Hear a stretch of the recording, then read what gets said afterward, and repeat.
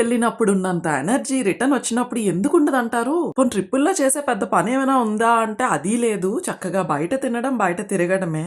కానీ చూసారుగా ఒక్కొక్కరు ఎలా అంటే అలా అయిపోయాం power loss. Amsterdam trip complete చేసుకొని ఇప్పుడు జర్మనీలో నేను ట్రావెల్ చేస్తున్నది, అది కూడా డాయిచ్ బాన్ ట్రైన్ లోని. హానెస్ట్లీ చెప్పాలంటే యూరోప్ లో ట్రైన్ జర్నీ ఒక ఎక్స్పీరియన్స్ లాంటిది. మొదటి అడ్వాంటేజ్ ఏంటంటే కంఫర్ట్. సీట్స్ చాలా స్పేషియస్ గా ఉంటాయి, లెగ్ స్పేస్ కూడా చాలానే ఉంటుంది. ఇంకా లాంగ్ జర్నీస్ కి కూడా చాలా అసలు టైర్డ్ అంటే టైర్డ్ అనిపించదు. ఫ్రీ వైఫై ఉంటుంది, ఛార్జింగ్ పాయింట్స్ ఉంటుంది, రెస్ట్ రూమ్స్ ఉంటాయి. DB long distance trains like ఐసీలో ఒక స్పెషల్ కోచ్ ఉంటుంది. దాన్ని అక్కడ కాఫీ, స్నాక్స్ ఇంకా ఇలాంటివన్నీ కూడా దొరుకుతాయి. ఇంకా పిల్లలకైతే మంచిగా టాయ్స్ కూడా ఇస్తారు. ఒక్కసారి అయితే ఫ్రీగా ఇస్తారు, రెండోసారి కావాలంటే అవి మనీ పెట్టి కొనుక్కోవాలి. సో చిన్న పిల్లలతో ఎవరైనా ట్రావెల్ చేసినట్టయితే ఖచ్చితంగా ఆ ఫ్రీ టాయ్స్ అనేవి మీరు కలెక్ట్ చేసుకోండి మర్చిపోకుండా.